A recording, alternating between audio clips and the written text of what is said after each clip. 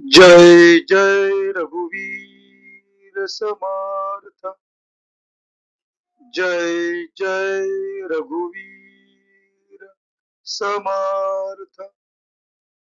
जय जय रघुवीर समर्थ। उपस्थित श्रोतेजन हो, आपणा सर्वांचे आजच्या या ग्रंथ वाचनाच्या उपक्रमात चैतन्य आत्मन हे चॅनल हार्दिक स्वागत करीत आहे। आजचा आपला ग्रंथ वाचनाचा दिवस क्रमांक 196, वार आहे बुधवार व तारीख 15 जुलै 2026।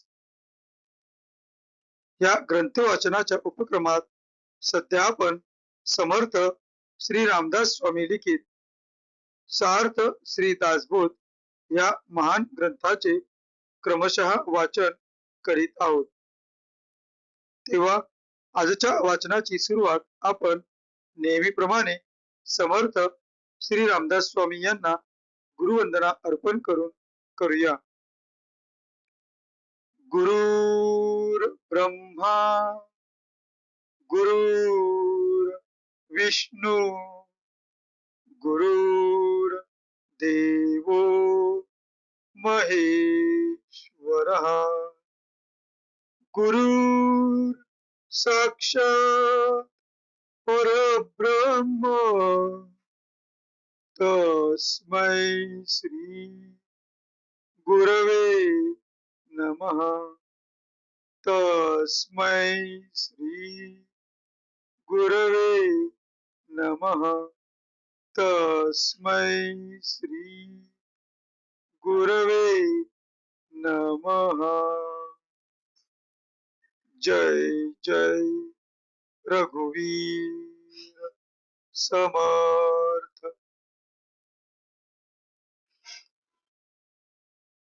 आता आपण सार्थ श्री दासबोध या ग्रंथाच्या श्रवणाच्या फलश्रुतीचे महत्व जाणून घेऊया।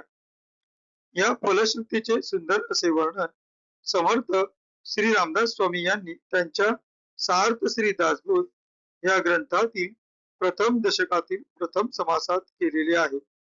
या फलश्रुतीचे आता आपण वाचन करूया। सर्व संशय एकदम नाहीसे होऊन क्रियेमध्ये म्हणजे आचारामध्ये ताबडतोब फरक पडतो।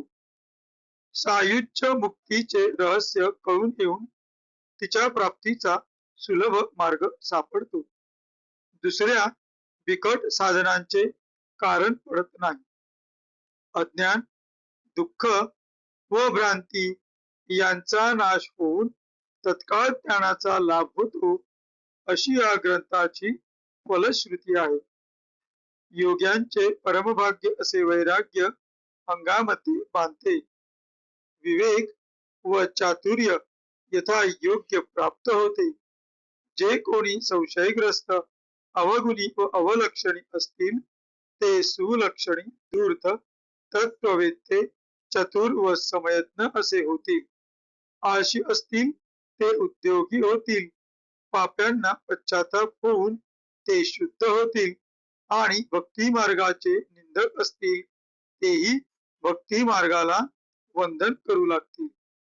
बद्धांचेच मुमुक्षु होतील व मूर्ख अति दक्ष होतील।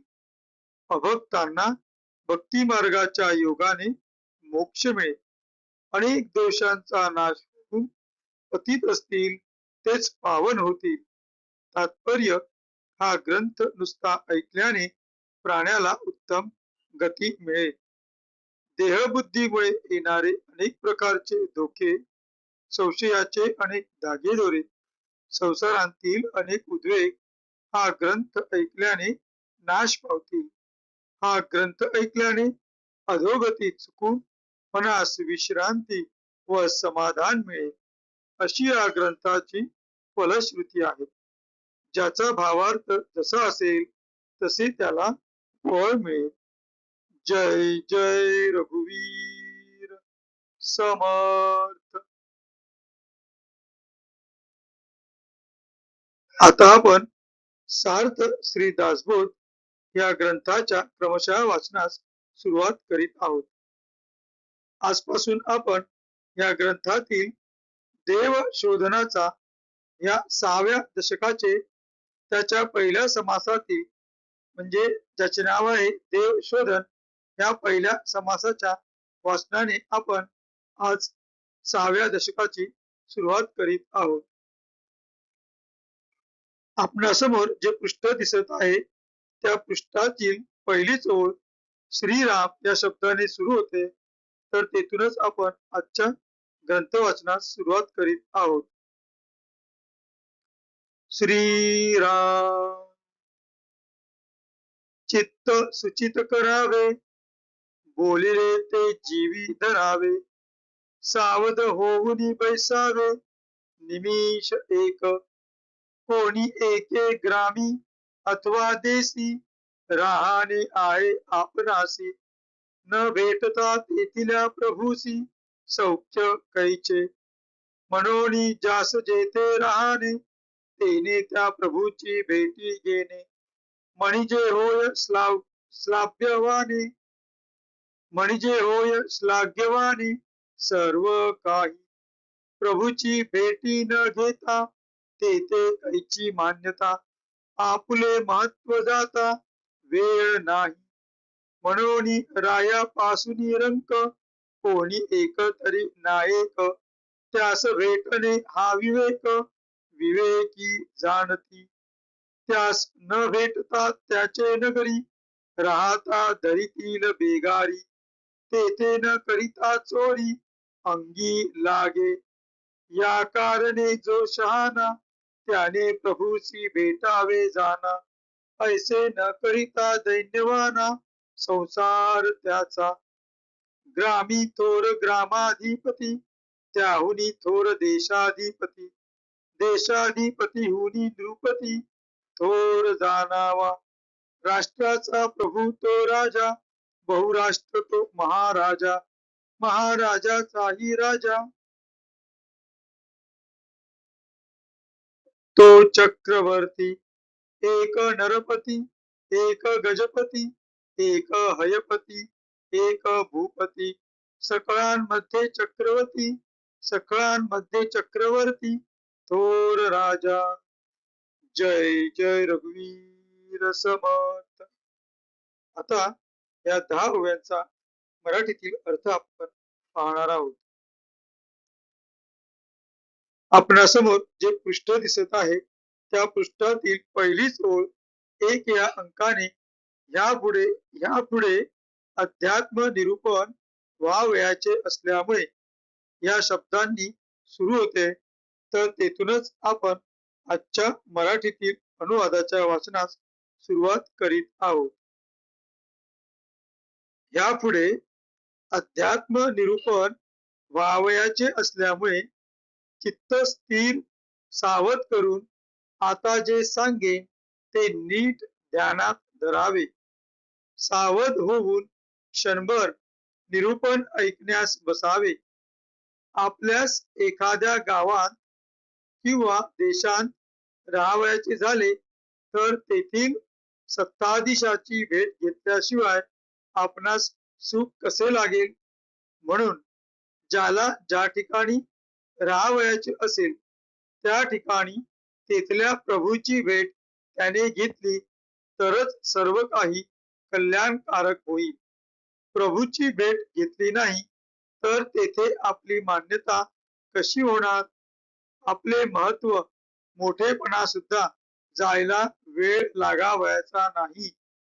म्हणून राजापासून रंकापर्यंत जो कोणी नायक प्रमुख असेल त्याला भेटावे हा विचार विचारशील माणसांना ठाऊक असतो.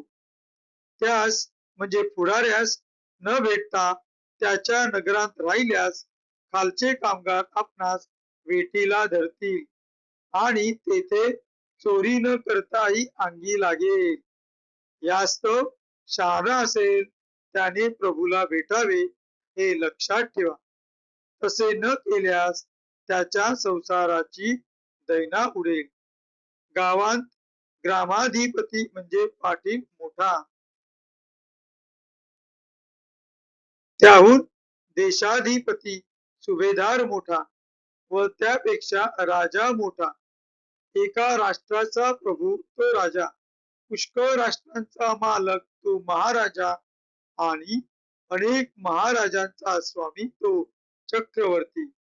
कोणी नरपती, कोणी गजपती, कोणी अश्वपती, कोणी राजा असतो. त्या सर्वांहून चक्रवर्ती राजा थोर होय. या सर्वांवर अंमल सम्राटाचा चालतो. जय जय रघुवीर समर्थ.